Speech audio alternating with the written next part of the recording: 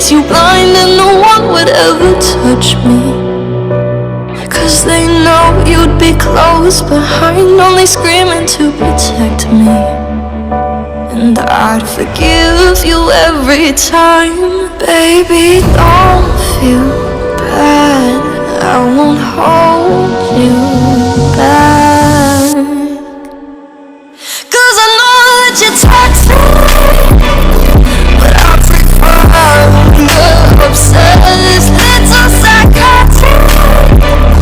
I know you'll find me if I ever left, but I'm in love with how you make me stay. Hold me down so I won't get away. I want you, I want you, I want you.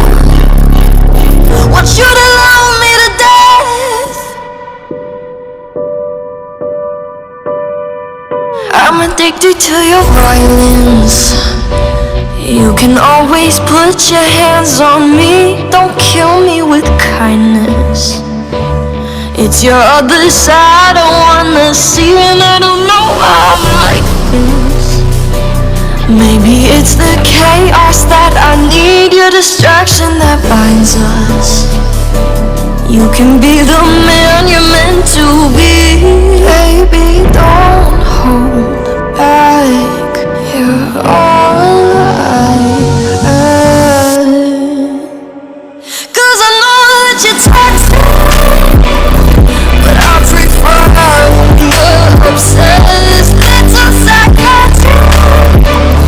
I know you'll find me if I ever left, but I'm in love with how you make me stay.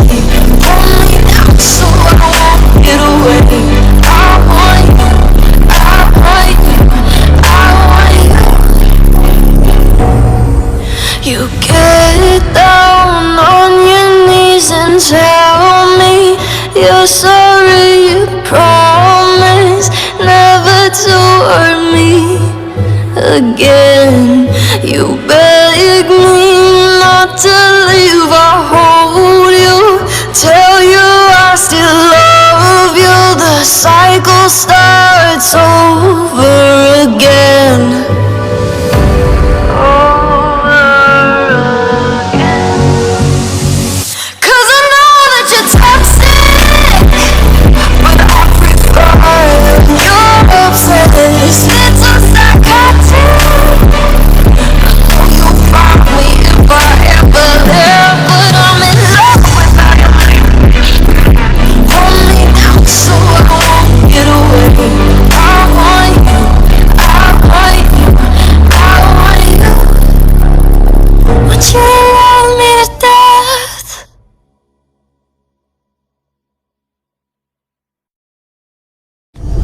L'or de Mars.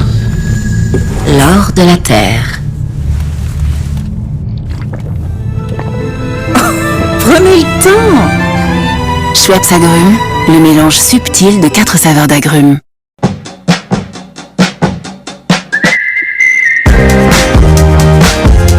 Wanna feel how you hurt me. Think about the way you lose your mind, getting angry over nothing. I wanna be the rage that makes you blind and no one would ever touch me. 'Cause they know you'd be close behind, only screaming to protect me. And I'd forgive you every time. Baby, don't feel bad, I won't hold you back. 'Cause I know that you're toxic, but I prefer when you're obsessed. It's so psychotic. I know you'll find me if I ever left, but I'm in love with how you make me stay. Hold me down so I won't get away. I want you, I want you, I want you. Want you to love me to death. I'm addicted to your violence. You can always put your hands on me. Don't kill me with kindness. It's your other side I wanna see, and I don't know why Maybe it's the chaos that I need, your distraction that binds us. You can be the man you're meant to be. Baby, don't hold back. You're all I have. 'Cause I know that you're toxic, but I prefer the obsessed little psychotic. I know you'll find me if I ever live, but I'm in love with how you make me stay. Hold me down so I won't get away. I want you, I want you, I want you. You get down on your knees and tell me you're sorry. You promise never to hurt me again. You beg me not to leave. I hold you, tell you I still love you. The cycle starts over again.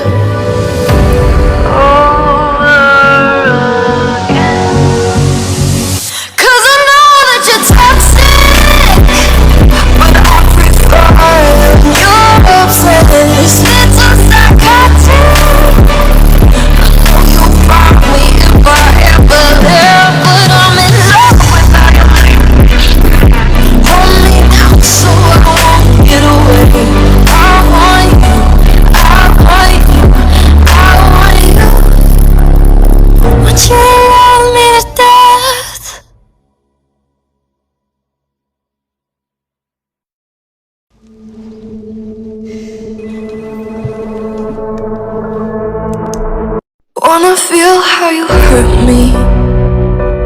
Think about the way you lose your mind, getting angry over nothing. I wanna be the rage that makes you blind, and no one would ever touch me. 'Cause they know you'd be close behind, only screaming to protect me. And I'd forgive you every time. Baby, don't feel bad, I won't hold you back. 'Cause I know that you're toxic, but I prefer the obsessed little psychotic. I know you'll find me if I ever live, but I'm in love with how you make me stay. Hold me down so I won't get away. I want you, I want you, I want you. Want you to love me to death. I'm addicted to your violence. You can always put your hands on me. Don't kill me with kindness. It's your other side I wanna see, and I don't know why I'm like this. Maybe it's the chaos that I need, your distraction that binds us. You can be the man you're meant to be. Baby, don't hold back. You're all I have. 'Cause I know that you're toxic, but I prefer the obsessed.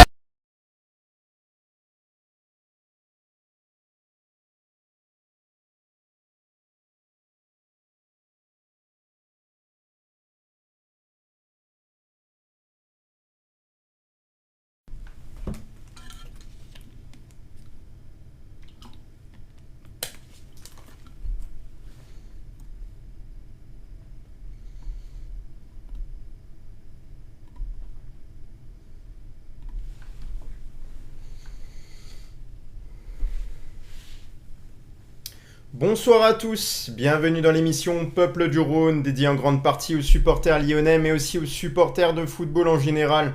Grâce à l'actualité sur le championnat de France, la fraîche Ligue 1 présentée par Grégory Zerbonne. Mais ça va bien au-delà avec l'Europe Arena pour savoir l'essentiel de l'actualité footballistique en Europe, un format présenté par Damien. Et puisqu'on a pensé à tout, vous aurez peut-être la chance de vous exprimer dans la libre antenne en fin d'émission sur le sujet de votre choix. Mais on commencera comme à notre habitude par débriefer l'actualité lyonnaise. Bienvenue à nos animateurs. Aujourd'hui, avec nous, fidèle Damien, Jojo. Salut. Salut les gars, ça va la forme? Ça va et vous? Ouais, ça va chaudement, hein. Chaudement on va dire, il fait très très chaud. Oh non, ça va. Hier soir. Il fait frais chez moi, il fait frais. J'ai pas encore eu l'orage, je vais pas tarder à le voir arriver. Ah bah nous à Dessines hier c'était le déluge. Hein. On est bien, moi il fait frais, j'ai tout fermé. En premier lieu, je tiens à remercier tous ceux qui ont déjà liké et partagé en tout ce début de live, en tout début d'émission. On part ensemble sur un bon décollage là grâce à votre soutien sans faille, merci beaucoup. Toujours avec beaucoup de régularité et de passion, vous êtes tous de la famille Peuple du Rhône. Merci du fond du cœur les gars. On va démarrer par les premiers sujets. Est-ce qu'on a eu une autre invitation entre temps? Non, il n'y en a pas eu. L'actualité lyonnaise. Donc, on le rappelle que hier, tout le monde n'a pas pu forcément parler sur le cas là. Jojo est arrivé un peu plus tard que prévu pour cause professionnelle. Donc, malgré tout, je rappelle que hier encore, on a parlé de la première femme à la tête d'un club de Ligue 1, Michèle Kang. Une dirigeante à la tête de l'OL qui a pour mission de sauver l'Olympique Lyonnais pour sa première mission lors du passage devant la DNCG, suivi et soutenu par Michael Gerlinger. Donc voilà, ça fait partie des objectifs. J'entends déjà une voix. Oui. Il y a Greg. Greg, ok.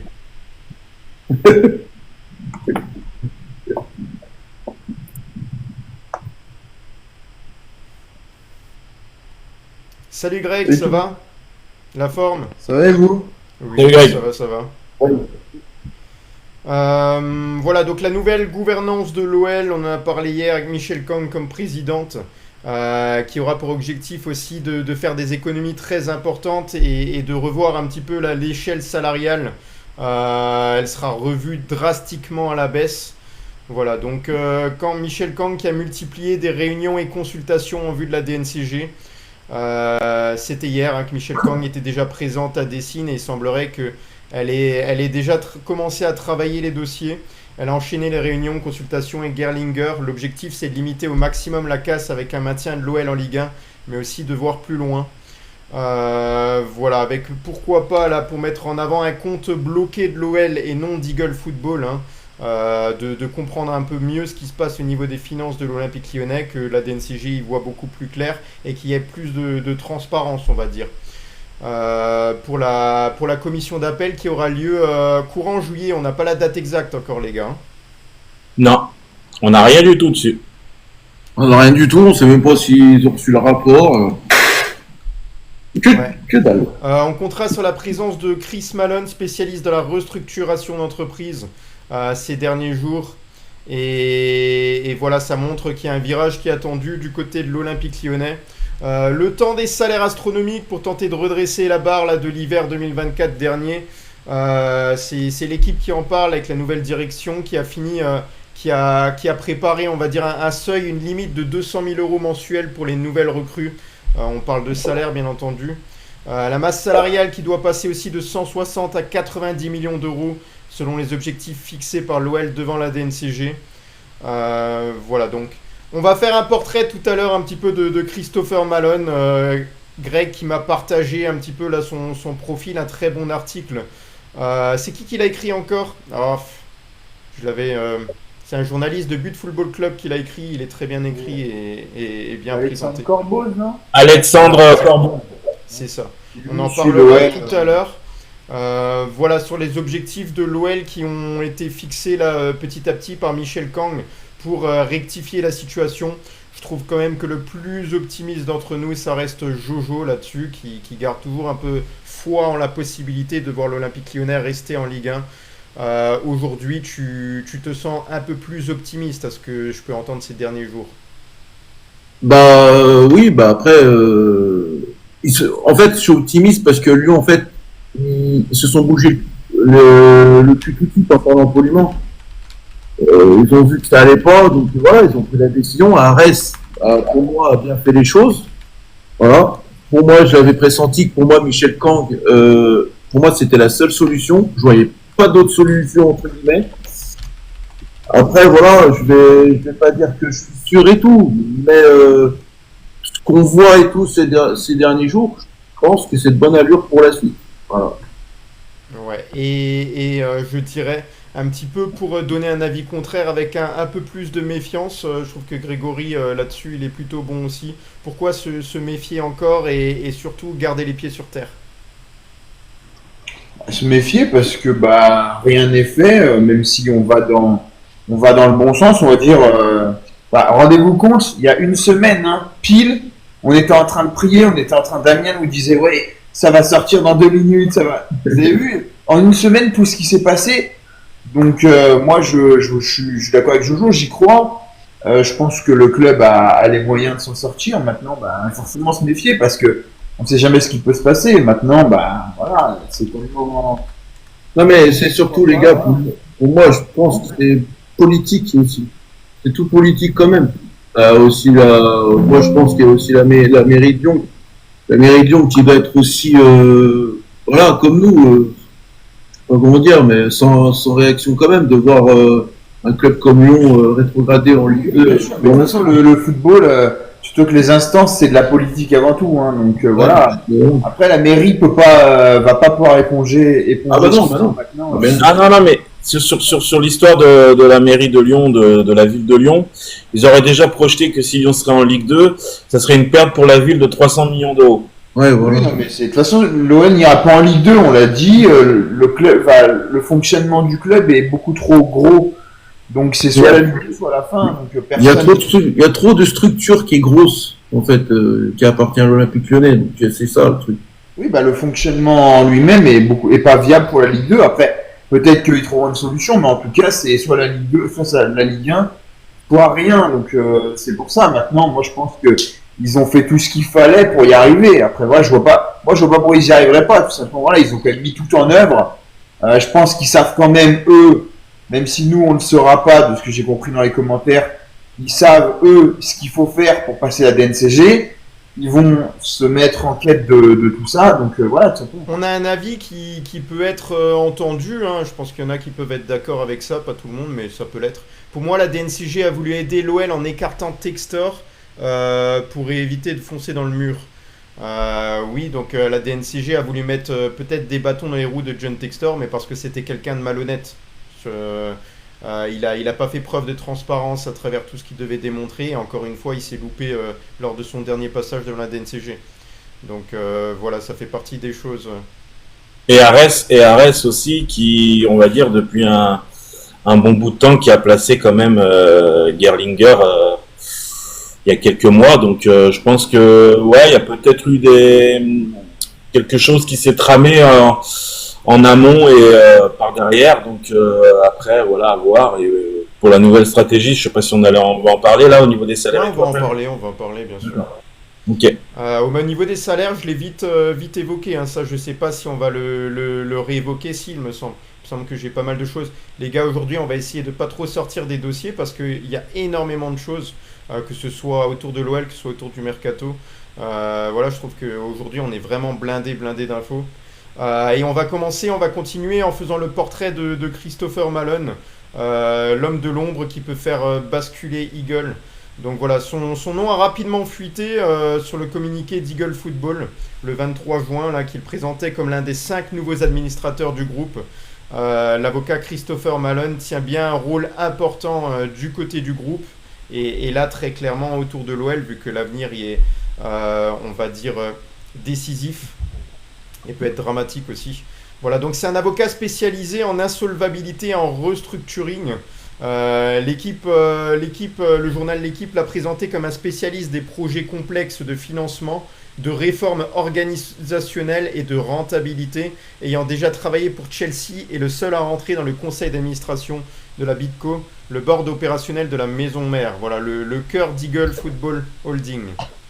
C'est le fondateur aussi de Fulcrum Partners, également passé par Lazard Financial Advisory. C'est un Écossais qui, dans son domaine, a plus de 30 ans d'expérience au sein de cabinets d'avocats de premier plan à Londres. C'est aussi l'ancien président de l'Insolvency Liars Association, membre de l'International Insolvency Institute et co-auteur de The Law and Practice of Restructuring in the UK and the US. Voilà, Christopher Malone s'est retrouvé à travailler dans les dossiers les plus médiatiques et périlleux au cours de ce siècle en matière de plans de sauvetage plus ou moins désespérés. Tout au long de sa carrière, Chris a conseillé sur certaines des restructurations internationales les plus complexes et les plus médiatisées, notamment celles de BCCI, Enron, Global Crossing, WorldCom, Eurotunnel, Gate Gourmet, Parmalat et d'autres. Peut-on lire notamment sur sa biographie. Alors il n'est pas là pour l'amour du football, hein, c'est ce qui est dit notamment dans ce très bon article de Alexandre Corboz. Donc dans ces dossiers, on retrouve également des faillites et d'immenses scandales financiers mondiaux dont il n'a pas été en mesure d'éviter la chute, comme WorldCom, Enron ou Palmara, mais aussi quelques belles réussites. Chris Malone siège notamment au conseil d'administration de Swissport, entreprise de fournisseurs de services des compagnies aériennes et aéroports, qui était au bord de la faillite en 2020 suite au Covid et qui est redevenu en 2024 un acteur solide dans son marché avec 3,7 milliards d'euros de chiffre d'affaires, plus 11% par rapport à N-1. Donc voilà, c'est très positif. C'est présenté par le directeur général de Lazard, David Burleson, comme un conseiller en restructuration exceptionnel, avec une réputation impressionnante bâtie au fil des décennies en conseillant sur de nombreuses missions de premier plan. Il a été choisi par Ares Management pour son CV, plus que pour son amour du football. Si l'on se fie à son portrait sur l'une de ses sociétés, l'intéressé est davantage intéressé par le cyclisme, le rameur, la musique, la littérature, le théâtre, mais pas le ballon rond. Donc voilà, sur ce portrait-là, on voit qu'il a énormément d'expérience, qu'il est capable de sauver de très lourds dossiers. Qu'est-ce qu'on peut rajouter, Greg, sur lui? Est-ce que justement c'est une bonne pioche pour Eagle Football et c'est une bonne idée de le placer là à ce rang-là? Une bonne pioche, oui, enfin, beau pioche un peu différent, mais c'est une bonne idée, oui, parce que de toute façon, c'est entre guillemets quelqu'un qui vient pour nous aider. C'est quelqu'un qui, comme on dit, a pignon sur rue. Donc voilà, c'est quelqu'un de très sérieux. C'est pas un John Textor, par exemple, hein. Donc il est carré dans ses dossiers. Il a une mission. Sa mission, c'est d'aider l'OL à passer la DNCG. On verra bien s'il est capable d'accomplir cette mission. Mais en tout cas, c'est plus rassurant de l'avoir. Et puis, comme j'avais dit la dernière fois, le mec, voilà, quoi, tu l'attends pas dans 5 jours. Voilà, il est dans les bureaux depuis 2-3 jours. Il a dû se familiariser un peu avec le dossier. Donc, voilà, il a son objectif en tête, tout simplement. Et il doit nous aider à passer la DNCG et à rester en Ligue 1, tout simplement.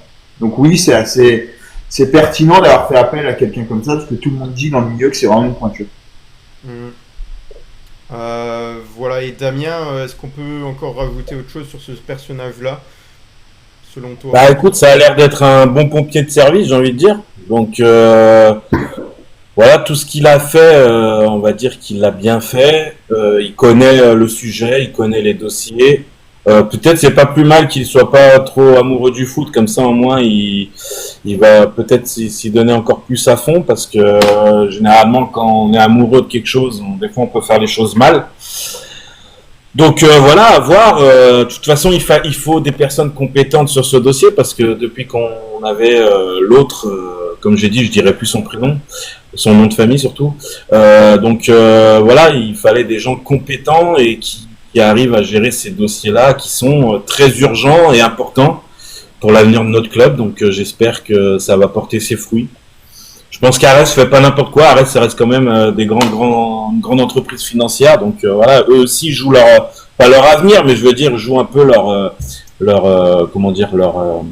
image. Et on sait qu'Ares, oui, aime pas que leur image soit un peu, voilà, à voir. Jojo, du coup c'est peut-être un peu technique, mais du coup voilà, c'est un portrait qui t'a plu par rapport à ce qu'a besoin l'OL actuellement? Écoute, de toute façon, son métier, c'est voilà, comment dire, il doit faire de la restructuration d'entreprise. Donc son nom, ça veut le nom du métier, ça veut tout dire. Donc voilà, il est pas là, c'est pas un peintre, hein, il sait ce qu'il fait. Maintenant, voilà, tant mieux. Pour moi, tant mieux, il est là pile au bon moment pour remettre Lyon dans le vert, on va dire. Donc j'espère que ça va servir aussi par la suite avec l'appel de la DNCG et pourquoi pas pour le futur derrière. Donc voilà quoi, mais ouais, après Jojo, juste un truc, tu dis c'est pas un peintre, mais il est intéressé par les arts. Peut-être qu'il fait de la peinture. Ah, Peut-être un de ses talents, on sait pas. ouais, tu t'es peut-être trompé là sur ce. non, mais c'est une façon de parler, les gars. Voilà, c'est pas un imbécile quoi, c'est Ouais, un ouais, métier ouais. quoi. Voilà. Une petite- Pour rappel, Mathieu Louis-Jean est toujours le directeur technique de l'OL dans cette réorganisation là.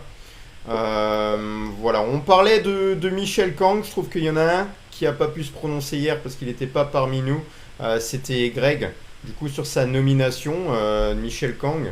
Est-ce que tu l'attendais et est-ce que c'est plutôt quelque chose de positif pour l'Olympique Lyonnais? Écoute, pour moi, tout ce que. Peu importe qui tu mets, tant que c'est pas Textor, je trouve que ça sera positif. D'une. De deux, je sais pas si ce sera positif parce qu'on se prépare à on le savait, hein, une cure d'austérité énorme.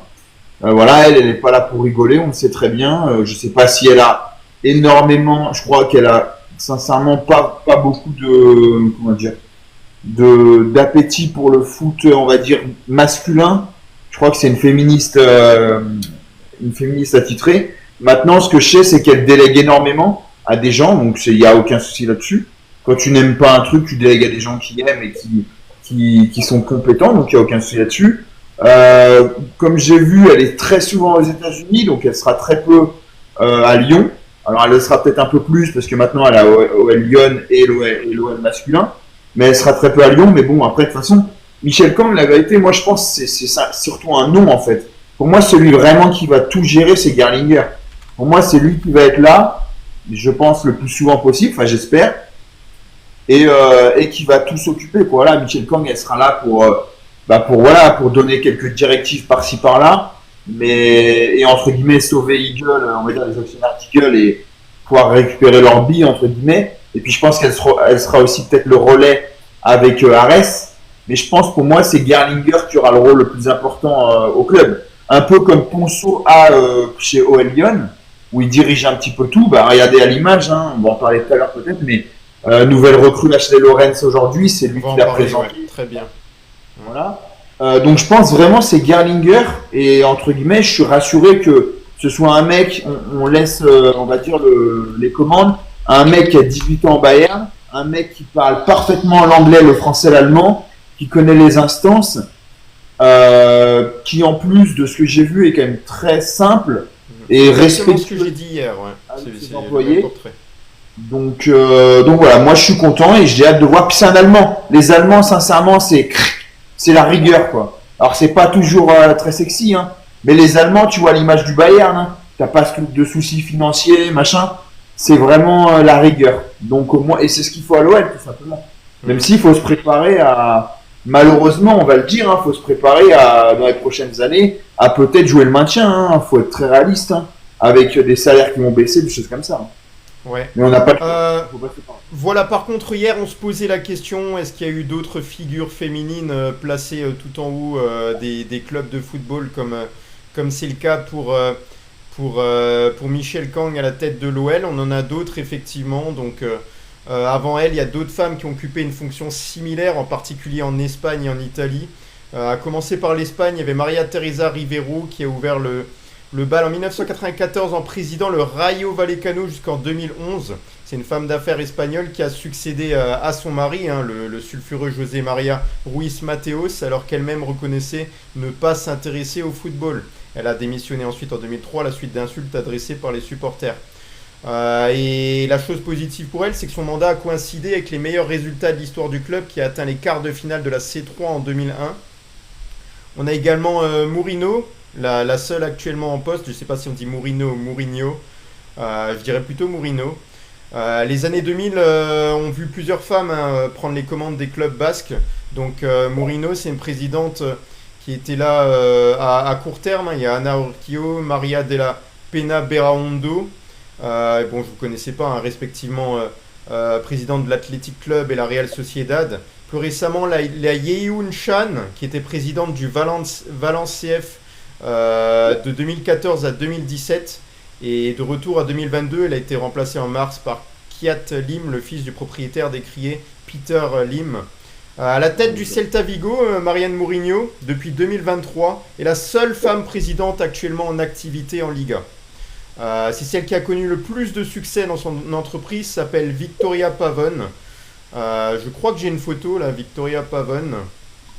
Et il n'y avait pas une femme qui dirigeait la Roma à l'époque? Ah si, on va en parler justement. Voilà donc.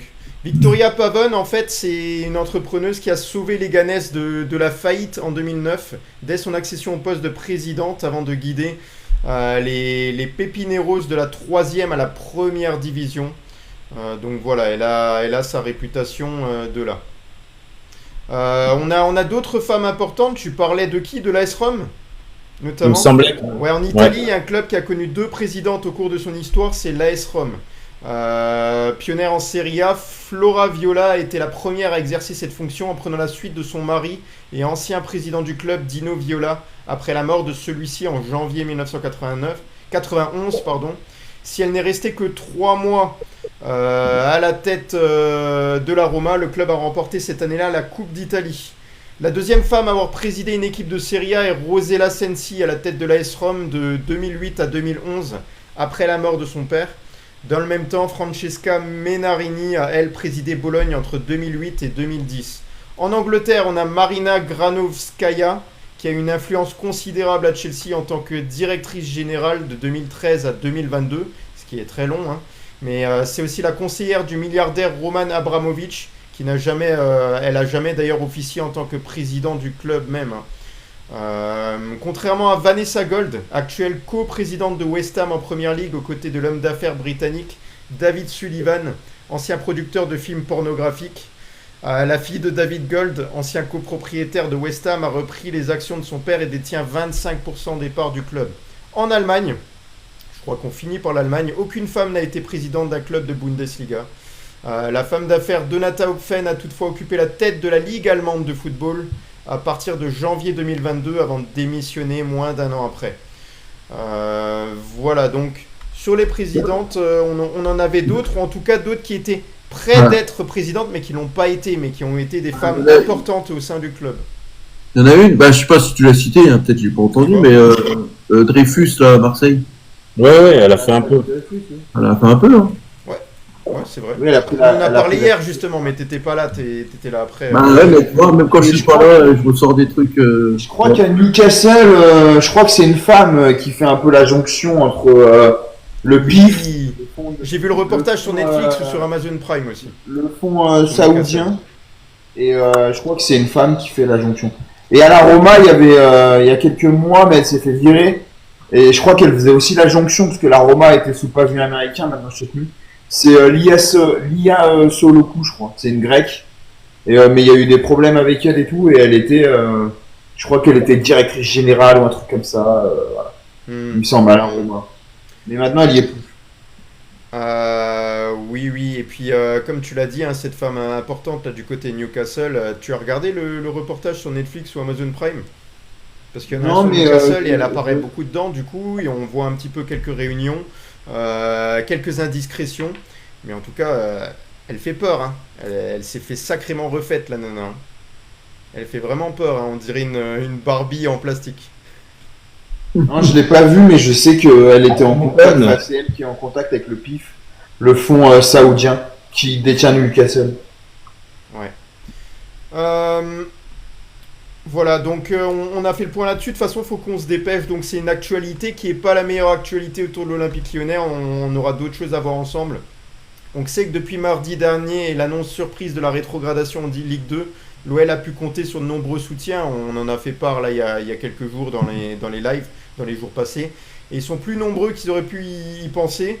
On le rappelle que John Textor avait accepté l'invitation de Nasser Al-Khelaifi pour la demi-finale PSG Arsenal et les fortes tensions entre les deux clubs ont du coup cessé. Le PSG est même maintenant aux côtés de l'OL dans cette situation difficile. Il a participé au rapprochement avec l'UEFA et aurait même accepté d'anticiper le versement des traites restants dans le transfert de Bradley Barcola. Les relations avec la Ligue, avec la LFP se sont également réchauffées. Vincent Labrune étant d'ailleurs venu assister au quart de finale à Manchester, on se rappelle précédemment. Et voilà, donc il y a, on va dire, quelques soutiens qui vont être importants pour la suite. Maintenant, forcément, c'est bien pour l'Olympique Lyonnais et c'est bien aussi de se séparer un petit peu des tensions qu'il peut y avoir, parce qu'on le sait aussi que le PSG a un certain aura et un certain, on va dire, un certain pouvoir quelque part, sans être de l'ordre de la, on va dire, du directionnel. Ils sont capables d'influencer parfois aussi certaines choses, hein. Je pense par leur puissance. Ouais. Après, c'est vrai, on en parle plus dans l'after de ces choses-là, on en parle tout le temps, mais là, c'est vrai qu'on en parle rarement ici. Mais en tout cas, c'est pas le sujet principal. Merci de te remettre à jour. Voilà, on le rappelle, le premier match amical de l'OL sera face au FC Villefranche, le 19 juillet. Premier match amical de l'été qui se disputera à huis clos, à la demande du coach Paulo Fonseca, qui apprécie ce genre de match, on va dire, à huis clos, parce que ça permet peut-être de se focaliser un peu plus sur le match et le contenu. Il y aura un programme d'amicaux qui est déjà défini, dont certains joueront en Autriche, et il y aura un nouveau stage de cohésion de préparation qui pourrait se tenir comme en 2024, mais rien n'a été annoncé officiellement. Et on le rappelle, la reprise de l'entraînement le 7 juillet. Voilà, ce match amical là, il se disputera au stade Gérard Houllier de Dessines, le samedi 19 juillet à 11h pour rappel. Et voilà, on l'a dit juste avant, sans le public. C'est une petite information. Et on en vient notamment à la première conférence de presse là, de Paulo Fonseca, de Pierre Sage, qui a parlé de l'Olympique Lyonnais. Tiens, ils m'ont enlevé tout ça. En tout cas, Pierre Sage qui a, on va dire, je vais essayer de résumer parce que je vois qu'il a disparu de sous mes yeux. Pierre Sage qui se dit touché par la situation parce que selon lui, c'est grâce à l'Olympique Lyonnais, grâce à la chance qu'on lui a donnée, qu'il est aujourd'hui au RC Lens. Et donc juste pour ça, il est aussi très attristé. Et puis on sait qu'il est touché parce qu'il a une attache particulière avec le club. Donc voilà, il s'est exprimé là-dessus à travers les médias. Pierre Sage, du côté du RC Lens, est-ce que vous vous attendez à une bonne saison? Et d'ailleurs, comment a été le passage devant la DNCG pour le RC Lens, pour ceux qui ont suivi? Bah, je crois qu'ils l'ont passé sans encombre. Hein. Aucune sanction. Aucune sanction, Ouais. Zéro. Ouais. Après, c'est normal, hein, vu les ventes qu'ils avaient fait cet hiver, ils avaient aucun risque. Ah oui, c'est ça, oui. Ouais. Au niveau du mercato, les gars, donc il y a eu un accord selon Fabrizio Romano. Alors on va me dire les nouvelles du soir. Il y a eu un accord OL Nottingham Forest pour Malik Fofana. Voilà, les affaires entre l'OL et Nottingham Forest pourraient se poursuivre malgré le fait que John Textor ne soit plus là. C'est ce mardi Fabrizio Romano qui avance que le club lyonnais serait tombé d'accord avec Nottingham Forest pour les transferts de Malik Fofana. Est-ce que c'est un dernier coup de John Textor avant de rendre son tablier et de faire affaire avec son grand ami Evangelos Marinakis? Ça a été démenti, Olivier. Voilà, donc ça a été démenti par qui et par quel média? Ça a été démenti. Ça a été démenti par l'OL, apparemment. Ça a été démenti. Non, Fofana n'a aucun accord avec l'Olympique Lyonnais. Voilà, donc. Tout Mercato qui l'a mis aussi. Finalement, on rentre un petit peu dans quelque chose qu'on a déjà dit. Fabrizio Romano, il a de très très très bonnes infos, mais il a un peu moins de chance quand ça concerne l'Olympique Lyonnais. Quand même. Après, c'est qui a démenti, c'est Foot Mercato ou l'OL? L'OL aussi. Mais l'OL où? Parce que moi j'ai rien vu. Hein. L'OL communique que à travers leur site. C'est Foot Mercato, les gars. Ouais, bah Foot Mercato, les gars, faut pas les écouter. Moi, entre Romano et Mercato, j'ai vite fait mon choix. Hein. Moi, j'ai rien dit. Je vous dis juste, j'ai l'article exclu, donc exclu. C'est partout, partout que c'est un mec c'est démenti tout, donc voilà. Oui, mais de partout, si tout le monde reprend bêtement l'info de Foot Mercato sans avoir rien. Bah moi, si l'OL ne l'a pas dit, perso, j'y crois pas, donc. Ouais. On verra, hein. Mais bon, je pense que Romano est bien plus fiable que Foot Mercato, hein. Surtout que Foot Mercato serait pas la première fois qu'il balance des bananes, hein. Donc après faut voir, hein, mais bon.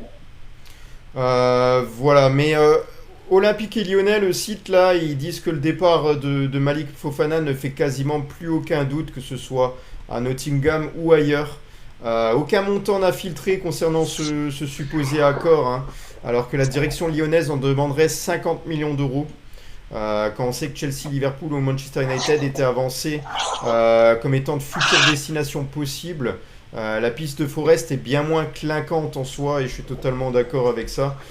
Ce serait surprenant de voir Malik Fofana débarquer du côté de Forest. Ah bah avec tous les clubs avec tous les clubs qu'il y a normalement autour de lui, on annonce Bayern, on annonce Chelsea, on annonce je sais pas combien de clubs.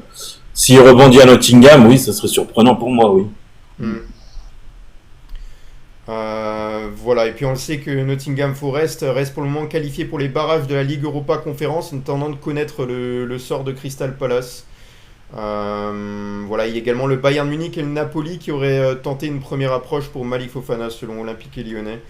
Voilà, on a d'autres joueurs de l'Olympique Lyonnais qui sont concernés par un départ. On a Verretou qui pourrait se diriger vers le Qatar. C'est le joueur qui a un des salaires les plus importants de l'Olympique Lyonnais. Voilà, donc une porte de sortie se dégagerait du côté du Qatar. Et voilà, on le sait qu'il faut ramener l'OL sur un plan économique loin du rouge et plus proche du vert. Ça se fera pas en un claquement de doigts et l'un des dossiers les plus urgents est de réduire la masse salariale. Nemanja Matic ne sera pas retenu, pas plus que Jordan Verretou, ce qu'on a dit. Et ça tombe bien parce que Verretou aurait trouvé un accord, un terrain d'entente avec Al Arabi SC. Je ne sais pas comment on prononce exactement. Il est arrivé à l'OL en septembre dernier, Verretou. Il fait partie des plus gros salaires du club lyonnais. Il a trouvé un accord avec le club qatari sur la base d'un contrat de 2 ans d'après RMC. Reste désormais à trouver un accord avec l'Olympique Lyonnais. Il lui reste une seule année de contrat et il ne devrait pas rapporter beaucoup d'argent au club lyonnais. Alors Al Arabi SC, c'est un club où évoluent notamment les anciens parisiens Abdou Diallo et Pablo Sarabia. Et le club ne souhaite pas non plus casser sa tirelire pour Jordan Verretou et on peut comprendre. Dans l'opération, l'OL cherche avant tout à se débarrasser d'un gros salaire, c'est exactement ce que je vous ai dit précédemment. Voilà. Et voilà autour des possibilités de transfert. Jordan Verretou, de toute façon, il n'a pas donné satisfaction sur la saison qui est passée. Hein. Salut Alexis, ça va ? Salut Alex, Salut les gars, ça va? Ouais, ça c'est la bonne nouvelle de la journée. Hein. Moi je suis super content. Super content. S'il veut, je l'accompagne jusqu'à l'aéroport. S'il veut. On attend l'officialisation quand même. Ouais. Bah, on attend surtout qu'il trouve un accord, quoi. Oui, c'est ça. Bah oui. Bah, après, Foot Mercato, c'est marqué à environ 4 millions. Ouais. Oui, bien sûr. Mais oui. On parlait justement de Foot Mercato. On va vachement le revendre le prix qu'on l'a acheté. Non mais franchement, ils mettent des conneries, c'est incroyable. Ils te disent, ils veulent pas mettre beaucoup. L'autre, on va limite faire une plus-value. Non mais n'importe quoi, mais réfléchissez. Oui, mais je suis d'accord avec toi, mais après on n'est pas au bout de nos surprises avec Textor qui sait pas vendre les joueurs. Donc je serais même pas étonné qu'on le vende que 4 millions pour s'en débarrasser. Non mais 4 millions c'est même trop. Al Arabi a dit ils veulent pas débourser une somme importante. Ils sont pas bêtes les mecs, ils vont regarder le prix de vente qu'on a acheté. Comme qui dit somme importante, c'est bien moins de 4 millions. En sachant qu'il lui reste un an de contrat. Hein. Oui, c'est pour ça. C'est pour ça que 4 millions, voilà, moi franchement pour 1 ou 2 millions, je pense qu'il part. Et c'est pour ça qu'il faut voir si l'OL va à la fenêtre d'entente.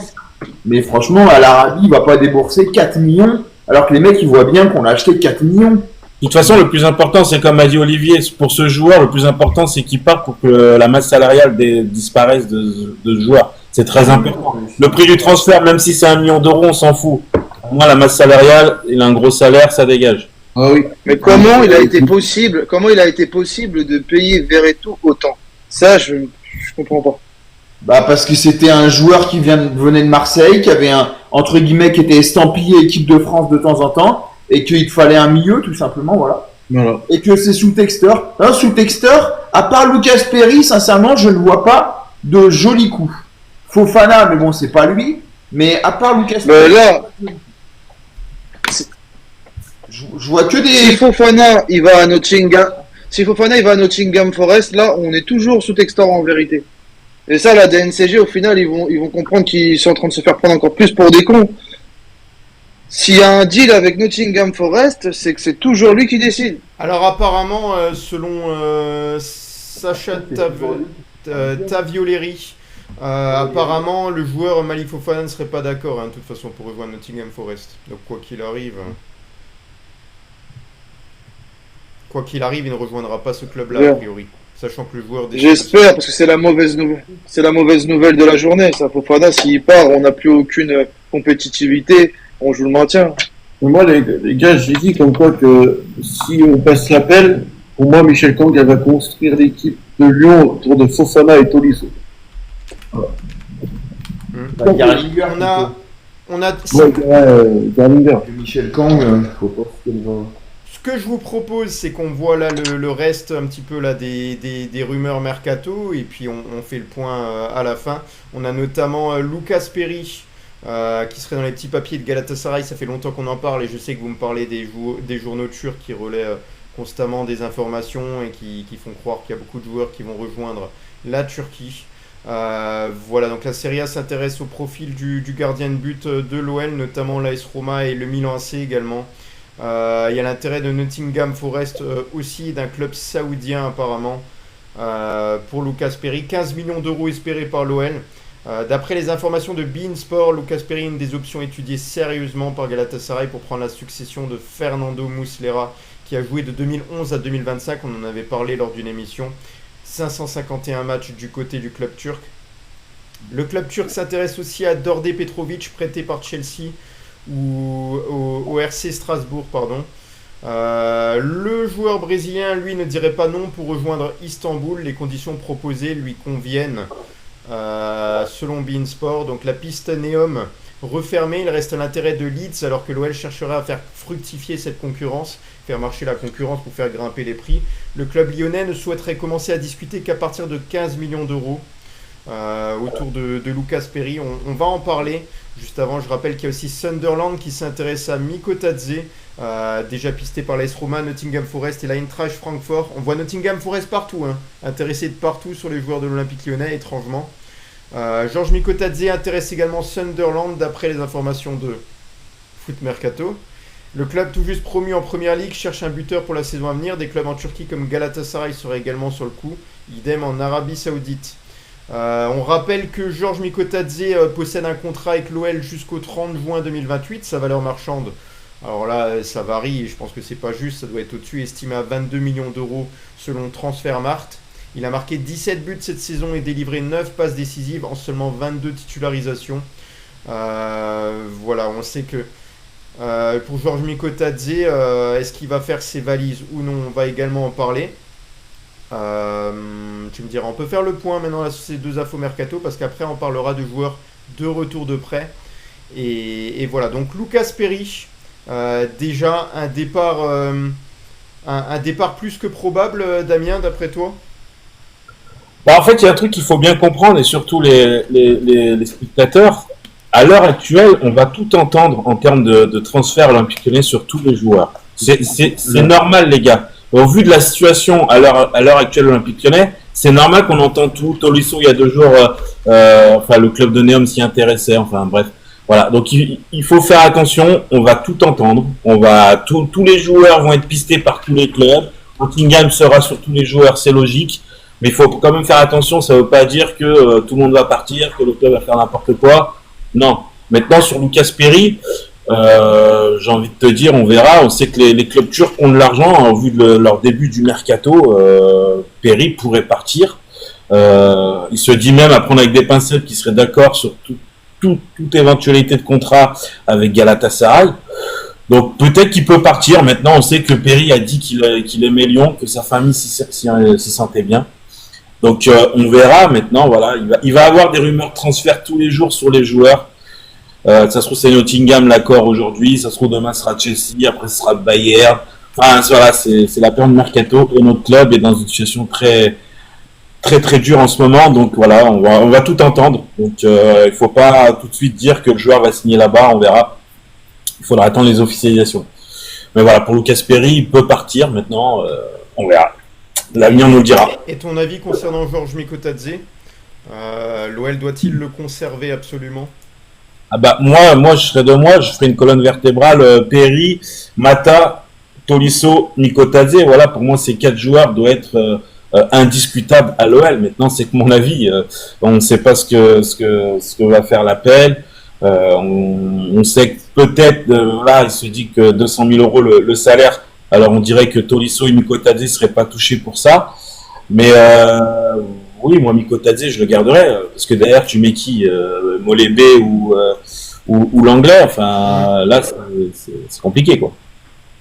On verra. Je le garderais, oui. Maintenant le joueur il peut aussi décider de partir. De toute façon il est courtisé par tout le monde. Hein, donc, bon. On verra. Ton avis là-dessus, là déjà Georges Mikotadze, c'est un joueur que tu apprécies énormément je pense. Ah bah ouais, mais plus si on vend, on met qui à la place? Ouais, bah oui, Voilà, parce qu'il faut savoir qu'on peut se sauver de la DNCG et rester en Ligue 1, mais on peut se trouver avec les sanctions qui seront là, et effectivement, ça complique la donne aussi. Bah, après, on peut dire sanctions et tout, mais si c'est vraiment ça qui a fuité en disant qu'il manquait 70 millions pour la DNCG, si je comprends bien, on était à 134, il manquait 41 millions en tout. Ça faisait 170 millions. Donc si il aurait donné 170 millions de testors à la DNCG la semaine dernière, je pense que la DNCG aurait tout validé et tout machin, et puis les sanctions elles auraient été levées. Donc c'est pour ça que l'appel sert aussi à ça. Peut-être que je me trompe, mais moi, si on donne les garanties nécessaires et que la DNCG souhaite, moi je pense qu'on pourra recruter après l'appel si l'appel est positif. Voilà. Ouais. Mais après on peut, en parlant de Mikotadze, non pour moi, comme vous l'avez dit Dame, moi non. Donc, après Dame il aurait pu mettre Fofana aussi, hein, parce que pour moi c'est la colonne vertébrale, c'est Fofana, Perry, Tolisso, Mata. Et puis, Fofana, le souci de Fofana, c'est qu'il a une trop grande valeur marchande. Ouais, après oui, c'est ça, mais après le joueur, il peut décider aussi de son avenir aussi. Voilà. Mais le problème, c'est quoi là? C'est les médias, voilà, c'est les médias, on lit, mais on sait pas en fait. On attend l'officialisation. Voilà. Alexis, t'es d'accord avec ça? Il faut conserver absolument Lucas Perry et Georges Mikotadze et en faire une colonne vertébrale si on peut. Moi, je suis pas fan de Perry, j'ai toujours dit. Il a fait des arrêts, des super arrêts, super. Enfin, c'est la moindre des choses, d'accord. Mais c'est pas pour autant qu'il a été vraiment exceptionnel. Et moi, je suis pour le vendre Perry. Voilà. Je préfère vendre Perry que Mikotadze et Fofana. Voilà. Par contre, Mata, je suis d'accord. Tolisso, je suis d'accord. Mikotadze, je suis d'accord. De toute façon, il y a personne d'autre parce que je vois pas qui on va recruter, si on peut recruter. Sinon, tu vas mettre Perret, le jeune. Non, c'est impossible. Et Fofana, il faut le garder. Si on perd Fofana, on joue le maintien. Franchement, on joue le maintien l'année prochaine si on perd Fofana. Et on nous demande de conserver Nicolas Tagliafico. On rappelle qu'il est plus sous contrat lors du jour à l'Olympique Lyonnais. Bah, du coup, il appartient plus à l'Olympique Lyonnais. Si on peut lire en commentaire certains souhaitent conserver Nicolas. Ça va être compliqué. Greg qui a pas pu donner son avis là-dessus. De toute manière, va y avoir beaucoup de sacrifices du côté de l'Olympique Lyonnais. Bah ouais, mais de toute façon, il faut se préparer vraiment à une cure d'austérité, hein, avec beaucoup de joueurs qui vont partir.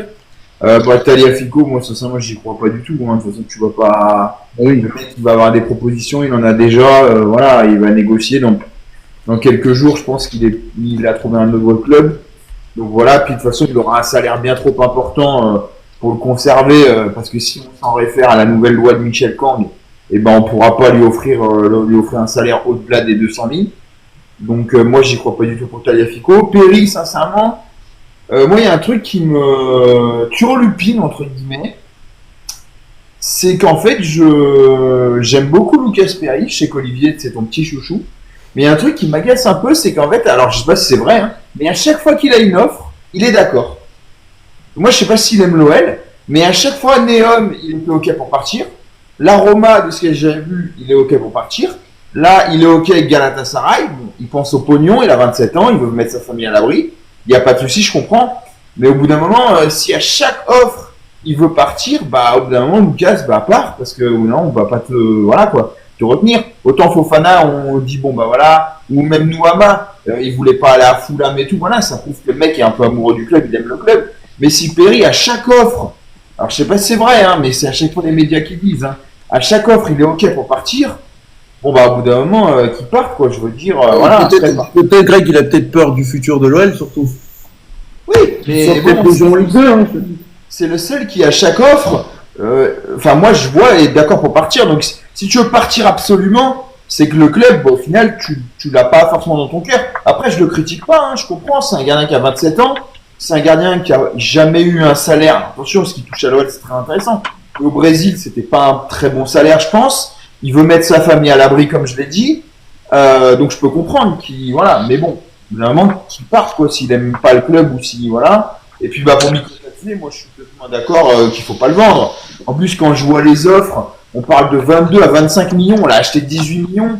Enfin, excuse-moi, je pense que tu as un international géorgien qui va peut-être disputer la Coupe du Monde dans quelques mois, qui met beaucoup de buts, qui est star de sa sélection avec Visha Kvaratskhelia et Davitashvili, qui va en plus être titulaire indiscutable à l'OL, qui va donc peut-être jouer l'Europa League si on reste en Ligue 1. Bah pour moi, mieux vaut, si on doit le vendre, mieux vaut le vendre l'an prochain, parce que sa cote va bien plus augmenter, parce que là, si tu l'achètes 18 ou 18,5 à peu près, et tu le revends 22 à 25, franchement, la plus-value, elle n'est pas énorme, surtout que c'est un jeune joueur de 22 ans. Puis en plus, c'est un amoureux de l'OL, lui, voilà, il a dit qu'il aimait au fort. Donc non, moi, je veux qu'il reste, et puis ça nous fait un... Voilà, puis en plus, on lui a promis, entre guillemets, que ce serait la tête de gondole du projet lyonnais offensivement. Donc voilà, après pour Mata, sincèrement, j'ai des doutes. J'ai des doutes pour Mata parce que, étant donné qu'il faut le prolonger, bah, je pense qu'il va falloir lui filer un salaire au-delà des 20 000, des 200 000, je veux dire. Et bah, je pense que Michel Kang sera pas prêt à ça. Il est payé combien là actuellement, Mata? Je sais pas, il doit être à 150, non, j'en sais rien. Non, je crois qu'il est beaucoup moins. J'avais regardé, je crois qu'il a 97 000 euros par mois à l'OL. Ah bah ça va, on peut le prolonger, on lui rajoute 30 000. Mais moi, juste un truc pour rebondir. Allez, pour finir là-dessus. Vous savez, à l'heure actuelle, il faut aussi comprendre les joueurs de l'Olympique Lyonnais, les gars. Ils savent pas où ils vont, ils savent pas ce que le futur du club va être. Même si on leur parle, le football, à l'heure d'aujourd'hui, le football, c'est un monde de business. C'est fini, les Gerrard, les Lampard, les Maldini, les Nesta, les mecs qui restaient pour leur club. C'est terminé. Donc, il faut aussi comprendre certains joueurs parce que si le club, à chaque fois, on entend salaire à 200 000 euros, l'appel n'est pas passé de la DNCG. Donc, il faut comprendre certains joueurs qui disent waouh, pour mon avenir, c'est compliqué. Et puis derrière, le problème, c'est que les clubs font le forcing. Les autres clubs, on va dire, font le forcing. Donc, il faut aussi comprendre la situation des joueurs. Ouais. Je veux bien comprendre, mais c'est surtout que... Allez, pour on Perry, va terminer. Vas-y. Juste pour Perry, ce que enfin, après, c'est les médias qui disent. Moi, je suis pas allé lui filer le micro pour lui dire. Mais pour Perry, ce que j'aime pas, c'est qu'il y a 6 mois, il te dit qu'il aime l'OL, il a envie de faire une belle carrière, et puis là, il accepte toutes les offres. Même une offre en Turquie, à Göztepe et tout. J'avais vu ça à Göztepe. Enfin, excuse-moi. Voilà, il accepte, donc au bout d'un moment, voilà, quoi. C'est ça. Ouais. Bon. Après, je comprends, voilà. On nous a juste posé la question en commentaire concernant Matic. Est-ce qu'on peut essayer de le conserver? Alors, je pense qu'il n'y a aucun monde où on va conserver Nemanja Matic. Déjà, son salaire est super élevé. Il y a un petit peu de mésentente aussi avec le coach. Il supporte plus, je pense, l'intensité du championnat de France. C'est compliqué pour lui. Il y a beaucoup de signaux qui montrent que ça va vers la fin. Pareil, au niveau contrat, il en est où? Un an. Il reste un an. S'il veut, il part pas. Bah, ouais. C'est lui qui a les clés en main. Ouais. Mais il le vend, non? De toute façon, il va falloir, si on veut, de toute façon, il va falloir lui donner de l'argent si on veut le faire partir. Il n'y a pas de choix. Ouais. On attaque avec le reste des infos en vitesse, notamment par rapport à ceux qui vont revenir de près. Il y a de nombreux joueurs qui vont revenir à l'OL après avoir vécu des expériences diverses, plus ou moins concluantes. Du positif pour Le Penant et Patouillet, prêté par l'OL au FC Nantes en 2024-2025. Joanne Le Penant a réalisé une saison pleine, 31 apparitions, 25 titularisations avec les Canaries, 2 buts et une passe décisive. Il a ensuite participé à l'Euro Espoir avec l'équipe de France, 4 matchs et 1 but. Voilà, la tendance actuellement penche vers une signature définitive au FC Nantes qui souhaite le conserver dans son effectif. Pour le moment, rien n'est fait, il est toujours lié à l'OL jusqu'au 30 juin 2027. On en est toujours là au niveau des infos sur Le Penant. Non, parce que vous avez vu écrire dans le groupe, mais je sais plus ce que vous avez dit sur Le Penant. Non, mais Pour l'instant, ils n'avaient pas encore levé l'option d'achat. Normalement, ça devrait être fait. Mais ils attendent le passage devant la DNCG, peut-être, Greg, c'est ça que tu avais dit dans... Non, je disais qu'ils attendaient leur passage devant la DNCG, maintenant c'est tout bon. Non, maintenant je pense je vais en parler dans la fraîche Ligue 1, mais je pense qu'ils attendent juste de se séparer de leur gros contrat, et puis derrière ils sautent sur l'occasion pour Le Penant. On a tellement mis une clause ridicule que de toute façon ils vont pas se louper. On a également du côté de Mathieu Patouillet une belle saison du côté du FC Sochaux en national. Un club dans lequel il a déjà disputé 63 rencontres depuis son arrivée lors de la saison 2023-2024. Son contrat se termine le 30 juin 2026. On a Lazzari et Alifa au Daring Bruxelles. Achraf Lazzari et Islamdine Alifa, tous deux prêtés au Daring Bruxelles en 2024-2025, se sont montrés sous leurs meilleurs jours. Latéral gauche, Lazzari a enregistré 26 titularisations, 1 but et 5 passes décisives. Et le milieu de terrain, Alifa, lui, comptabilise 28 titularisations, 2 buts et 3 passes décisives. Il possède des contrats qui vont prendre fin le 30 juin 2027. Avec le départ de Nicolas Tagliafico, est-ce que Achraf Lazzari pourrait avoir une chance ou non du côté de l'OL? Alors, pourquoi pas, on va voir ça. Je finis juste avec les joueurs qui reviennent de près. On a des expériences aussi un peu moyennes là pour Adrielson, Mangala, Diawara et Bengi. Adrielson, lui, sur sa saison, c'est une saison en demi-teinte. Il était au début en forme avec Anderlecht, 14 matchs, 1 but. Le défenseur s'est ensuite blessé au pied. Il n'est pas revenu sur les terrains avec le club belge après le 12 avril. Le joueur de 27 ans est déjà convoité par plusieurs clubs, Grêmio, Santos, l'Olympiakos et Al Jazeera. Il a un contrat avec l'OL qui expire le 30 juin 2028.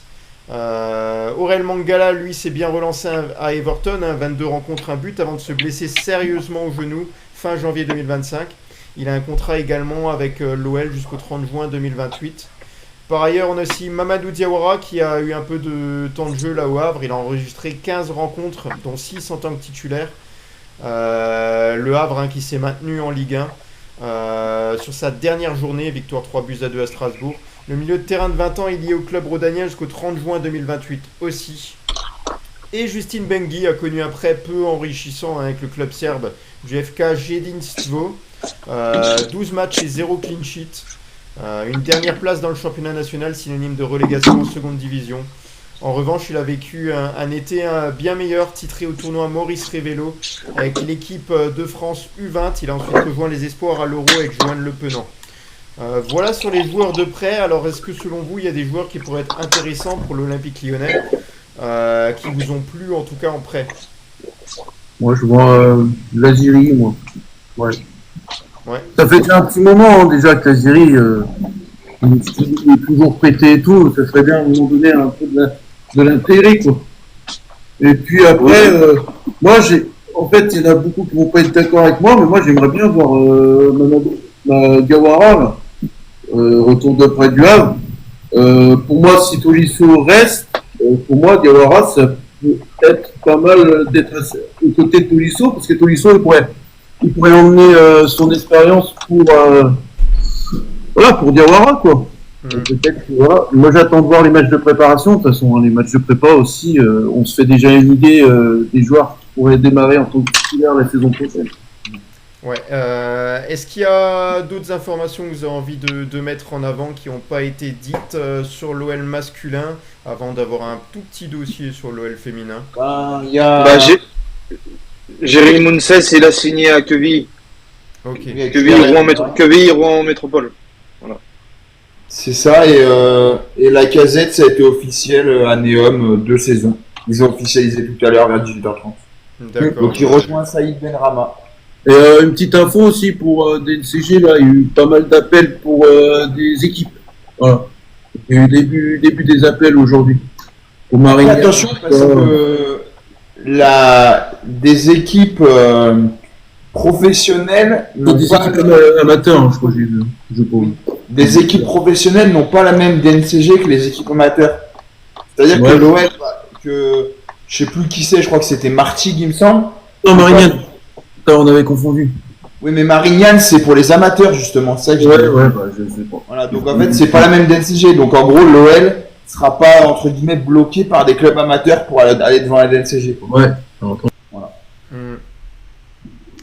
Il y a Ajaccio, je crois, qui a fait appel. Oui, Ajaccio a fait appel, ouais. Okay. Il y a Bourcorona aussi à côté de chez moi qui a fait appel aussi, ils attendent aussi. J'aimerais bien que Bourcorona ait raison quand même, parce que ça c'est bon, tous les ans ils sont rétrogradés par la DNCG, ça commence à être barbant. Donc voilà.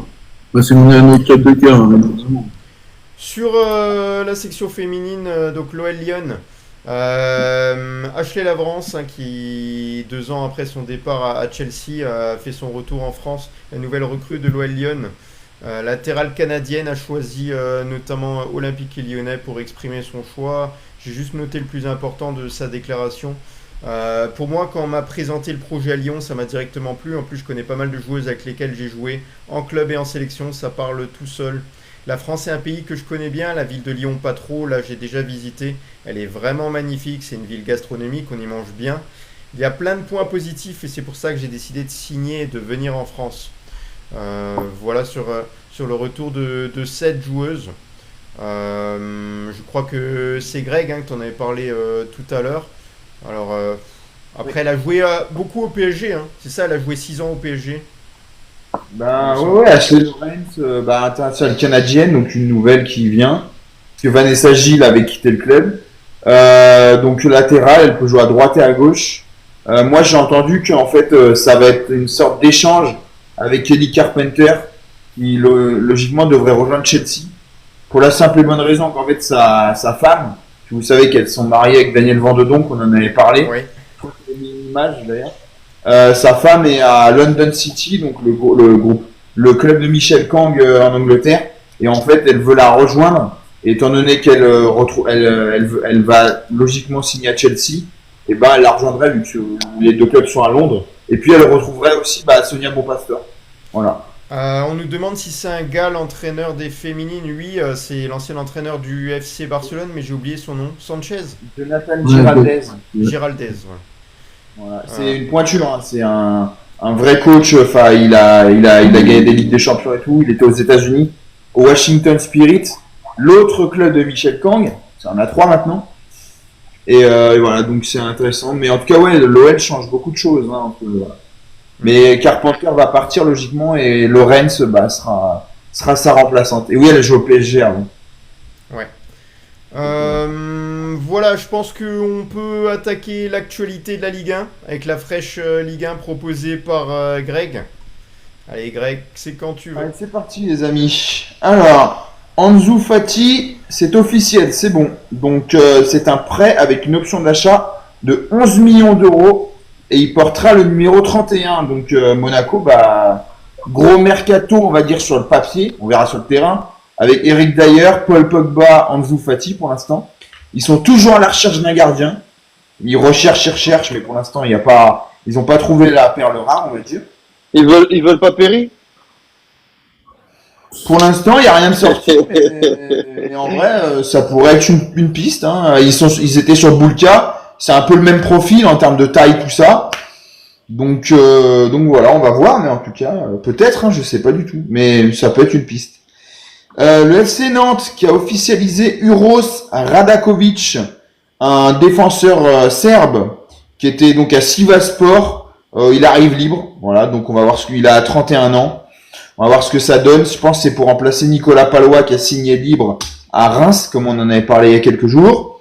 Chancel Bemba qui quitte l'OM, ça y est, il est libre. Et le Paris FC est dessus. Donc voilà, bah lui, ça aura été une histoire entre guillemets qui aura bien commencé, qui aura mal fini parce que bah problème de comportement, problème avec les dirigeants. Pourtant, c'était quand même quelqu'un qui avait l'air de mouiller le maillot, mais bon, c'est comme ça. Haute actu marseillaise, ils sont sur Aaron Anselmino. C'est un joueur, un défenseur central de Chelsea que Chelsea veut prêter. Mais bon, il y a du monde dessus. Il y a notamment le Borussia Dortmund, je crois. Donc on va voir ça. Il y a Medina qui arrive. Donc Alexis en avait parlé dimanche, je crois. Medina arrive donc pour 22 millions d'euros à l'OM. Il est arrivé aujourd'hui, il a passé sa visite médicale. Logiquement, si tout se passe bien, il est présenté demain. Donc ça va être une recrue pour l'OM. Il y a le Betis Séville qui est sur Pau Lopez. Pau Lopez, il a été prêté au Deportivo Toluca au Mexique. Il a fait une belle saison avec le Depor. Et en fait, il y a le Betis Séville qui est dessus. De toute façon, il est deuxième gardien à l'OM. Il est derrière Rouli, donc ça ne l'intéresse pas, il a 30 ans. Donc il va peut-être aller au Betis Séville, qui est finaliste de la dernière Ligue Europa Conférence. Marvin Senaya, qui était dans le viseur de Saint-Etienne, qui a finalement choisi de signer à Auxerre. En provenance de Strasbourg, il a été prêté en Suisse la saison dernière, donc c'est un latéral droit il me semble. Et il a signé jusqu'en 2029. Donc Auxerre se renforce bien. Il y a le Fenerbahçe et Mourinho qui voudraient enrôler Marco Asensio du PSG. Il parle d'un prêt, un prêt sec. Donc je rappelle qu'Asensio avait été prêté déjà à Aston Villa pour la deuxième partie de saison. Toujours le dossier Zabarni qui logiquement devrait bientôt se conclure. Donc ça y est, Bournemouth a accepté la proposition du PSG de 60 millions. Sauf que Bournemouth en fait cherche son remplaçant. Voilà. Et je billard à deux bandes parce que Bournemouth est sur Bafodé Diakité, défenseur du LOSC. Et voilà, donc si Diakité arrive à Bournemouth, Zabarni part au PSG. Voilà. Mais ça va être fait normalement, Bournemouth et s'est résigné à le lâcher. Faut dire qu'ils ont vendu leurs deux défenseurs, Dean Huygen, qui est en train de jouer avec le Real d'ailleurs contre la Juve. Damien va en parler, je pense. Et donc Zabarni, 60 millions les deux. Et derrière, ils ont vendu Kerkez, 55 millions à gauche. Donc ils ont fait d'énormes plus-values. Ils ont perdu toute leur défense, hein, mais ils ont fait d'énormes plus-values. Voilà, Marcin Bulka donc va s'engager normalement avec Neom. Donc ça va être le futur coéquipier de Benrahma et Lacazette. Voilà, donc Nice devrait en tirer entre 15 et 20 millions d'euros. Et tenez-vous bien, il va toucher un salaire de 10 millions annuels. 10 millions d'euros annuels, voilà. Avec Neom, qui on rappelle est le futur club d'Arabie Saoudite, qui a énormément d'argent et qui avec ce mercato veut, je pense, déjà concurrencer Al Nasser, Al Hilal, des équipes comme ça. Voilà, Nice donc qui va perdre Bulka et Nice a trouvé un accord avec Yevan Diouf pour un contrat. Alors j'ai pas le contrat, j'ai pas non plus le montant pour l'instant. On verra ça, je pense que ça va sortir bientôt. Donc Yevan Diouf du Stade de Reims, hein, qui est descendu en Ligue 2, qui pourrait prendre notre place en Ligue 1, mais bon, on verra ça. Mais en tout cas, voilà, il devrait signer à Nice. On parlait de Nantes avec donc Le Penant, donc Florent Mollet qui quitte Nantes libre. Donc un salaire en moins, Marcus Coco c'est pareil, il quitte Nantes aussi. Donc un autre salaire en moins, donc je pense qu'avec cet argent, à mon avis, ils vont lever l'option d'achat de Le Penant. On verra ça, mais je le vois bien comme ça. Il y a Angelo Fulgini qui est en négociation avancée avec Koka et Elisport. C'est un club turc qui a des ambitions, qui est promu en Super League. Voilà, donc pour l'instant, ça négocie. Fulgini qui a 200 matchs en Ligue 1 quand même. Joueur de Angers ou Lens, je sais plus. Voilà, je crois Lens. Il y a Habib Diarra qui a signé à Sunderland pour 35,5 millions d'euros, bonus compris. Donc grosse plus-value pour Strasbourg. Et donc Bluco. Donc Diarra va découvrir l'Angleterre et Sunderland et la Première Ligue. Arnaud Baudard signe au LOSC. Ça va être le deuxième gardien du LOSC. Voilà, ça a été officialisé tout à l'heure. Pierre Cornu de Saint-Etienne s'est fait au Maccabi Haïfa. Il rejoint donc un club qu'il connaît, il me semble. Hein, je crois qu'il était avant là-bas. Donc en Israël. Je vous avais parlé de lui. Et franchement, il faudrait le suivre. Alors j'espère ne pas passer pour un idiot, mais Kendry Paez, franchement très très gros joueur. Très gros prospect. Logiquement, il va bien arriver à Strasbourg. Avec Mathis Amoudou. Les deux joueurs à partir à Chelsea, ils vont être prêtés à Strasbourg. Et puis j'ai une dernière info Ligue 1 abonnement. Donc ça y est, la chaîne officielle de la Ligue 1 va bien voir le jour. On ne sait pas encore qui va la commercialiser. Abonnement de 14,99€ par mois. DAZN, bonjour la chaîne de la LFP. 14,99€ par mois. Il y a une conférence de presse qui est prévue le 10 juillet prochain. Donc pour toutes les questions, voilà, le fonctionnement, le prix, s'il y a des offres, des choses comme ça. Donc dans le package, donc il y aura, pour ceux qui veulent s'abonner, il y aura donc la diffusion des 10 plus belles affiches de la saison. Voilà, donc je suppose qu'il y aura les classicos, notamment PSG-OM et OM-PSG. Et donc sur cette chaîne, il y aura 8 matchs. Donc l'autre sera sur beIN Sport, comme cette année, à 17h le samedi. Et il y aura un magazine spécial Ligue 1 le dimanche soir. Je pense que ce sera un peu comme le Canal Football Club, qui sera en clair. Voilà, donc on pourra regarder ce magazine spécial Ligue 1 en clair. Et puis après, il y aura le match sur la chaîne de la LFP. Voilà. C'est tout bon. Ah, j'étais en mute. Il y a deux infos qui viennent d'arriver pour la Ligue 1. Il y a Viti qui vient d'être officialisé à la Fiorentina en prêt. Donc il était à Nice. Et les agents d'Akliouche sont en train de discuter avec Arsenal. Ok. Bon voilà. Ok. Voilà, je disais merci à Greg pour l'actualité autour de la Ligue 1. Et on va attaquer l'Europe Arena par Damien. Ouais. Allez, c'est parti. Ouais, donc alors comme d'hab, rubrique Coupe du Monde des clubs, énorme surprise. Hier, Manchester City s'est incliné après prolongation face au club d'Al Hilal, 4-3, avec une passe de Ryan Cherki magnifique sur Phil Foden. Ryan Cherki qui n'était pas encore titulaire hier. Il est rentré, pour vous dire, il l'a fait rentrer. Alors j'ai vu ça, j'ai dit ouais, super. Il est rentré, Ryan Cherki, à la 91e minute, donc pendant les prolongations. Donc voilà, on verra ce que ça va donner cette saison. Donc voilà, City est éliminé, donc Al Hilal passe. Là, à 21h, ça vient de commencer un beau match Real Madrid-Juventus. Et à 3h du matin, on aura Monterrey face au Borussia Dortmund. Donc on connaît déjà 3 quarts de finale. Fluminense, Al Hilal, c'est 2 surprises quand même. Palmeiras, Chelsea, PSG Bayern samedi à 18h, heure française, au stade d'Atlanta, un stade magnifique, stade Mercedes-Benz, 71 000 places. On verra si le stade va faire comble. Normalement, ça devrait le faire, on verra. Côté rumeur, aujourd'hui, alors Arsenal, ils sont sur tous les fronts. En ce moment, j'ai presque que Arsenal. Arsenal s'activerait sur le cas Easy de Crystal Palace. Par contre, Crystal Palace en veut 80 millions d'euros. Alors, Easy, c'est un très très bon joueur. Il a fait une très belle saison avec Crystal Palace. Voilà, Arsenal s'active toujours pour avoir des joueurs offensifs, on verra. J'en avais parlé hier, donc ça va être confirmé.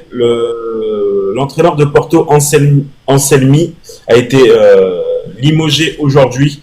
Et je vous avais dit que c'est Farioli, l'ancien entraîneur de Nice et de l'Ajax, qui devrait arriver. Donc, qui devrait arriver demain à Porto pour s'engager. Donc voilà, l'entraîneur de Porto a été viré aujourd'hui. Sinon, on apprend du côté de la Russie, là, du Zénith Saint-Pétersbourg, ils auraient payé la clause libératoire de l'ancien joueur de Marseille, Gerson, qui joue à Flamengo. Donc, une clause libératoire à 25 millions d'euros, et le joueur serait déjà dans l'avion pour arriver en Russie au Zénith. Donc, on sait que Flamengo avait joué ou joue toujours le mondial des clubs, je sais plus, je crois qu'ils ont été éliminés. Non, ils ont gagné. Ouais, ils ont été éliminés par le Bayern.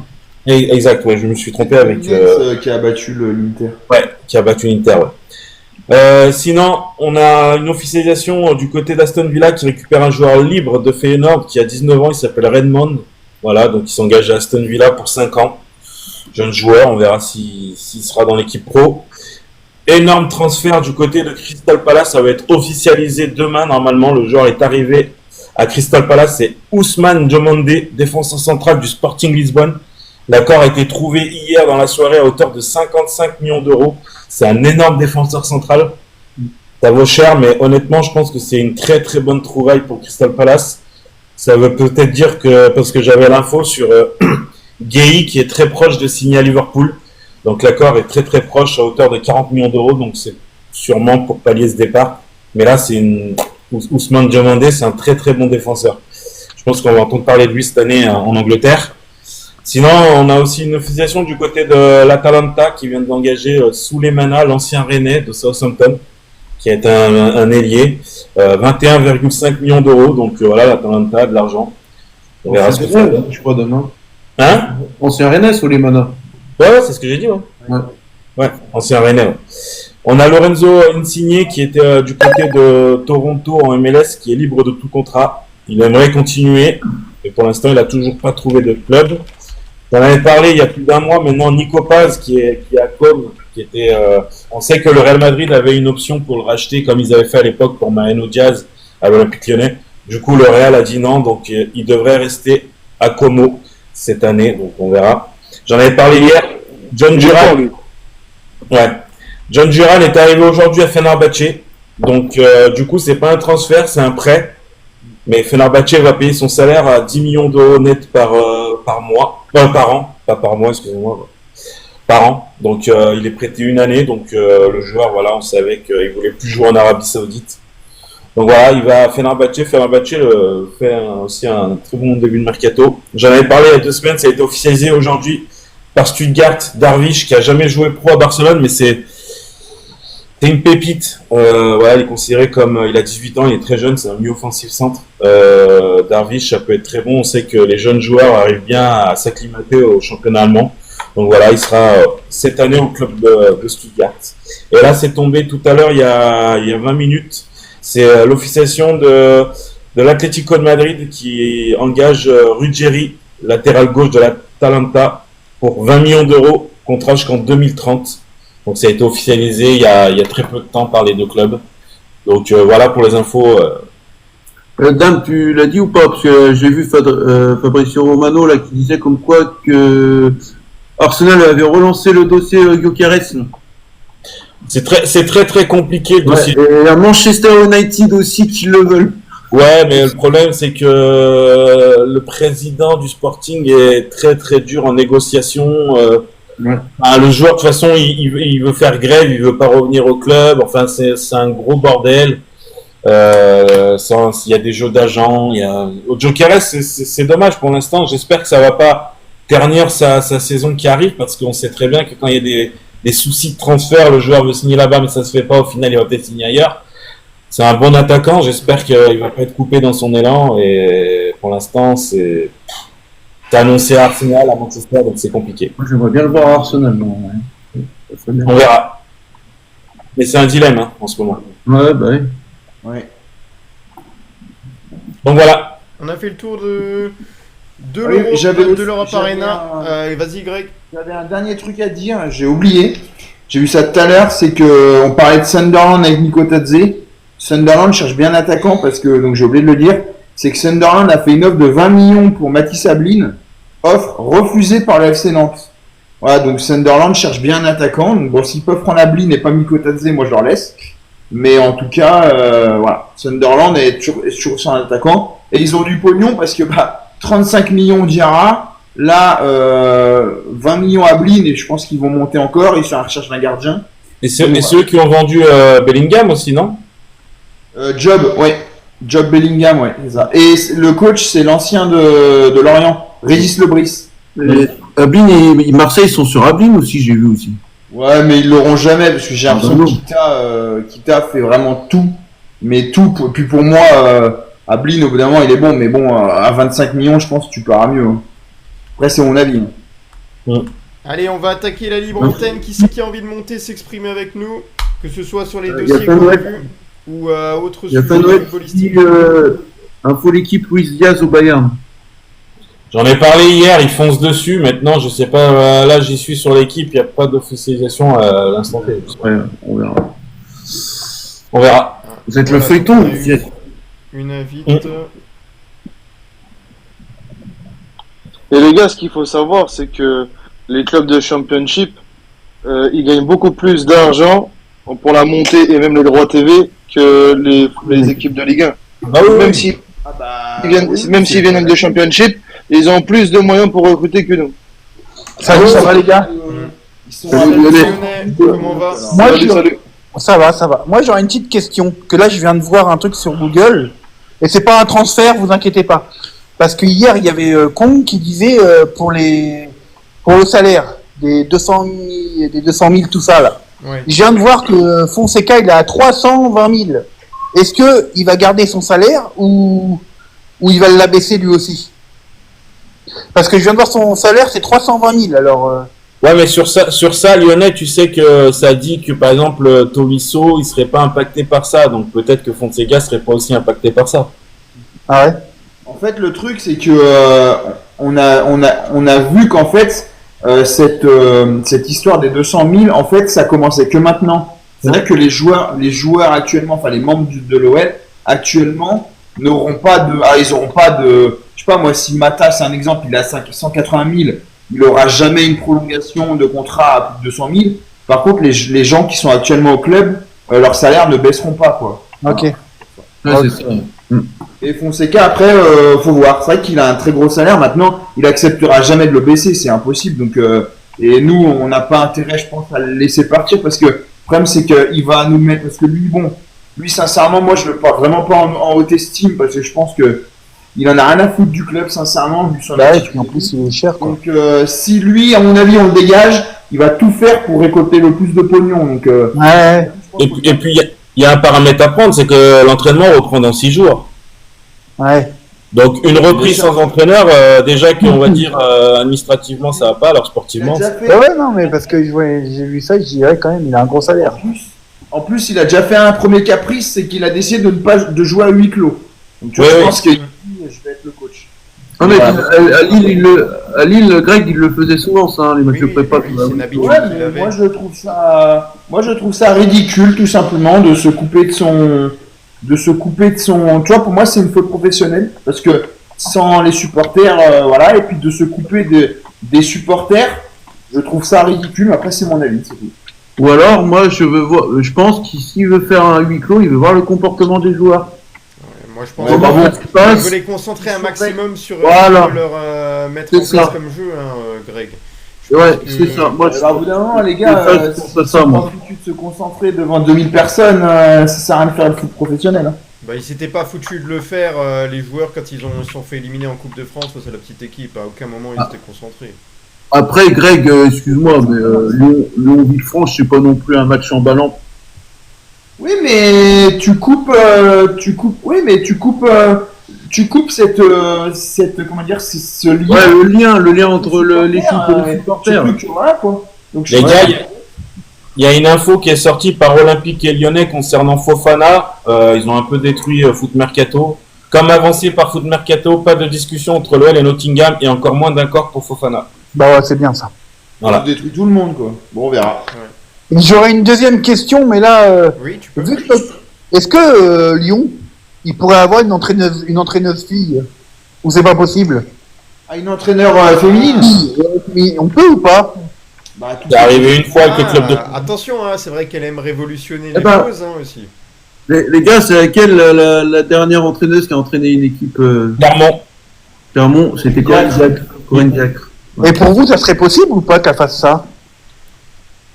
Alors pour moi, du fait qu'elle a envie de mettre un petit peu les femmes en avant, c'est pas impossible. Maintenant, je sais pas si dans le monde du football masculin, une femme s'en sortira. Pourquoi pas? Non, à Lyon, il faut du mordant, il faut un entraîneur qui gueule, une femme, laisse tomber. Non. Avec tout le respect que j'ai pour les femmes, Bah, Adil, il te dirait que Stéphanie Frappard, elle tient bien les hommes. c'est compliqué. Et puis tu les vois aller dans les vestiaires et tout, les mecs tous en caleçon, c'est bon. Ah bah après, faut voir. Hein. Je sais pas. Ouais. C'est rare, hein, mais Ça me paraît quand même. ça me paraît gros quand Tu même. vois, et chercher le Sommer, elle est entraîneur maintenant, le Sommer. Non, elle est joueuse à. Non, pas le Sommer, l'autre, comment elle s'appelle? Camille Abili. Non, bon pasteur. Bon Pasteur. Bon Pasteur. Ouais, bah, t'as Camille Abili. T'as Camille Abili maintenant qui est entraîneuse. Ouais, je sais pas. Ouais. Non, mais c'était juste comme ça parce que. Non mais Lyonnais, je t'aimais bien, mais là, non. Non, Lyonnais, moi aussi je t'aime bien, mais c'est fini là. Bon, en commentaire, Après, moi je veux t'as Juninho en tant beaucoup, qu'entraîneur de Lyon. Dans les Oui, commentaires. J'avais évoqué. Moi, j'aime bien. et je pense que Sonny Anderson, il va revenir. Ah, Ah, il y en a un autre. Ah, non. Ah, Non, c'est pas possible parce que c'est toujours Textor qui dirige, mais quand même. Hein Il est toujours là. Textor, il est toujours là. C'est sur le papier où c'est marqué président Kang. Mais Textor, il est toujours là, c'est sûr. Et il prendra jamais Juninho, c'est impossible.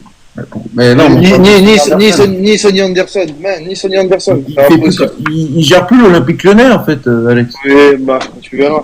On en reparlera. Après, On en il a- parlera. On le fera aussi. après, tu parlais Anderson qui revient, mais dans quel rôle? Bah pour les attaquants par exemple. Ah, comme à l'époque, quand C'est il possible. avait Je commencé. pense pas que Textor s'opposerait ou quoi. De toute façon, Textor il connaît rien, donc voilà. Mais pourquoi pas? Après, j'en sais rien. Peut-être. Moi, je le verrai plus dirigeant, et j'aimerais le voir dirigeant, mais c'est impossible tant qu'on appartiendra à tout ce qui est gueule, Textor, comme ça. Après, Si ça change un jour, oui, mais tant que ça change pas, c'est bon. Non, mais les gars, il y a un truc à prendre en compte. Hein. Il a parlé, Sonny Anderson, il y a pas longtemps. Il a dit Ah que oui. tant qu'il y avait Textor en tant que président, il reviendrait même pas dans les OL Légendes. Il attend le départ de Textor pour pouvoir revenir déjà à OL Légendes. Mais de là à ce qu'il revienne dans un poste à l'Olympique Lyonnais, non. Parce que moi je trouve ça bien les anciens joueurs qui reviennent dans les clubs. Ouais, mais après il Ça faut se fait de moins en moins en plus. trouver le bon rôle aussi. C'est pas revenir pour. Oui, c'est vrai, ouais. Mais ça se fait de moins en moins. moins. Ça sert à rien. Non, mais c'est une bonne idée parce que ça permet on va dire de garder l'ADN du club. Maintenant, Anderson en dirigeant, moi, je pense que ce serait une grosse connerie parce que le mec a zéro expérience. Non, mais quand dirigeant, c'était quand il était Greg, quand il était au début avec Testor, Il c'était était conseiller de Jean-Michel Aulas. Ouais, conseiller sportif, hein, je c'est crois. plus un poste anecdotique qu'autre chose, quoi. Tu vois, au bout de 4 mois, il est parti. Il était conseiller en restant consultant à BIM, tu vois. Donc voilà. Bon, allez, je trouve- on va vous laisser. Ouais. Après, les moi- gars, juste avant que Ouais. Damien y part, juste vous dire que peut-être on aura une consultante qui va nous rejoindre prochainement, une voix féminine qui est Ah ouais, déjà intervenue avec nous, je donnerai pas plus d'indices, et qui aime le football et que vous avez apprécié. Voilà. Ah oui, c'est bon, j'ai deviné. Ok. Magnifique. Bonne soirée, les gars. Bonne soirée. Peut-être- Donc je peux, avant que Tony parle, je voulais dire un truc. Pour moi, Greg, je te réponds comme ça par rapport à Sonny Anderson. Pour moi, si Sonny Anderson revient au club, pour moi, c'est une vengeance. Il a envie d'être revanchard par rapport à la façon qu'il a été viré salement. Pour moi, il a été viré salement par Testor. Ouais, mais une vengeance, comment tu veux prendre ta vengeance avec un mec qui n'est plus là?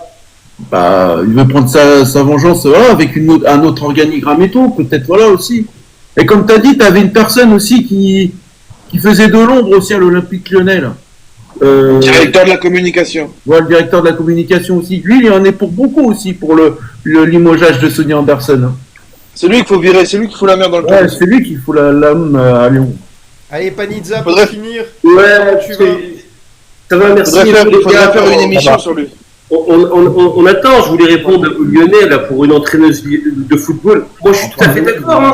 Si elle a les capacités, les moyens et tout de tenir une équipe, franchement, et qu'elle a des connaissances, elle a ses diplômes, tout ça, et que footballistiquement, elle connaît, je suis d'accord. Après, bon, je vais répondre à une autre personne et tout qui m'a dit, c'est les commentatrices. Il y en a certaines, elles sont vraiment très bien. Donc, celle sur Canal Plus et tout, là, comment elle s'appelle Marie Portolano. il y en a, elles sont très bien. Mais t'en as sur l'équipe, mais laisse tomber, c'est une catastrophe. C'est une catastrophe. Elles y connaissent rien au football, ou comment dire, c'est un show, t'as l'impression d'assister à un show. Et donc, non, voilà, tu sais, pour Ouais, certains. leur boulot. Leur boulot, franchement, non, moi j'aime bien. Alors, Boulot, elle est consultante, elle est pas commentatrice. Ouais, elle est consultante, mais tu vois. Non, comment elle s'appelle là Marie Ordomo là. La brune. Ah oui, hein. Moi, je trouve bien, moi, tu franchement, comme Diac et tout, elle a été l'entraîneuse de l'équipe de France féminine. C'est pas ce qui s'est passé. Moi, je suis trop content. J'aime bien elle aussi là. Le football féminin et tout, j'étais voir un match de Coupe du Monde là, à Lyon, la Suède contre la Hollande, je crois, je ne me rappelle plus. C'était super. Moi, je trouve le football féminin, c'est en pleine évolution. Bien au contraire, t'as des entraîneurs super bien. Euro, c'est ça? Ouais, c'est Dumont, je crois. T'as dit quoi, Greg? Dumont. J'avais vu aussi ce match comme Panizza, Suède, Pays-Bas, demi-finale de l'Euro, non? Ouais, c'est ça. J'avais vu aussi, ouais, c'était spectaculaire, ouais. C'est spectaculaire, franchement. En plus, en direct, c'est la première fois que j'allais voir un match féminin et tout. Et attends, je suis le premier, moi, ma carte bleue et En tout. plus, il y a la hype de l'euro, tu vois, ça aurait pu avec la hype de l'euro et tout. Et moi, la carte bleue, les gars, c'est Crédit Agricole, c'est les joueuses de l'Olympique Lyonnais. Jessica Waro. Voilà. Mais franchement, pas mal aussi comme commentateur. Moi, je l'aime bien. Ou, comment elle s'appelle aussi? Celle que je peux pas voir, franchement, c'est l'autre, la blonde, là, sur l'équipe. Karim Ghali. Voilà, je peux pas me la voir, elle. Ouais, c'est catastrophique. Karim Ghali, mais t'en as une autre. Corinne Petit aussi, elle commente souvent des matchs. Et aussi, là, parce que sur l'équipe et tout, tu sais, ils font ils commentent les matchs sans les images, là. Tu vois, ils commentent les matchs sans les images. Mais pareil, t'as des commentateurs et tout, c'est du grand n'importe quoi. Et l'immigré parisien. Moi, l'équipe, franchement, j'arrive pas, les commentateurs, l'équipe, hein. J'arrive pas, moi. À l'époque, les gens, ils connaissent pas, mais moi, quand j'étais gamin, je regardais, pas gamin, plus vieux, il y avait Téléfoot, et on avait l'ancienne Miss France et tout, qui faisait Téléfoot. Donc, non, moi, je suis pour. Mais après, pour moi, tu vois, c'est du professionnalisme. Voilà. Que je demande et tout, tu vois, que ce soit pour les hommes, pour les femmes et tout. Si tu les fais intervenir et tout sur du football et tout, soit commentateur ou entraîneur, c'est avoir un minimum de professionnalisme. Ouais. Malheureusement, certaines chaînes, ils l'ont pas. Leur boulot, elle a appris, tu vois, elle a appris et tout. Elle est de plus en plus intéressante.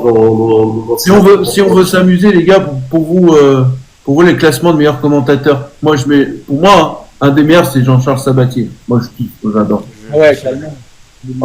Moi, je kiffe Jean-Charles Sabatier. Ah, pour les plus jeunes, ceux qui n'ont pas connu, l'un des meilleurs, c'est Thierry Gilardi, quand même. Ah, bah, bien sûr, bah oui. C'est le GOAT, c'est le GOAT. C'est le GOAT, Thierry Gilardi. Hey, les gars, c'est celui qui m'a donné envie de commenter quand je jouais à FIFA, quand j'étais petit, c'est le GOAT. Mais après, Grégoire Margoton sur Canal, c'était quelque chose, les matchs du dimanche aussi, hein. Moi, j'aime bien aussi, hein. Maintenant, c'est des influenceurs, maintenant, qui... Il y a sur DAZN, hein, parce que sinon, pour le reste du temps, c'est quand même des journalistes. Hein, mais par contre, il y en a un qui est en train de se montrer, c'est Adrien Areda, là, de DAZN. Oui, j'aime bien. Allez, les gars, on va se diriger vers la fin de l'émission, elle est très longue, là. On va regarder les meilleurs auditeurs. On a, pour la première fois, quelqu'un qui prend la pole et qui ne l'a jamais pris, c'est l'Aigle. Merci à toi, c'est un nouveau follower qui est en tête de ce classement. On a Fanoël, deuxième, troisième... je me trompe toujours sur la prononciation. Yannoël. Johan. J'arrive pas. Ours Polaire en quatrième place, qui était aussi un nouvel abonné, dont on remercie.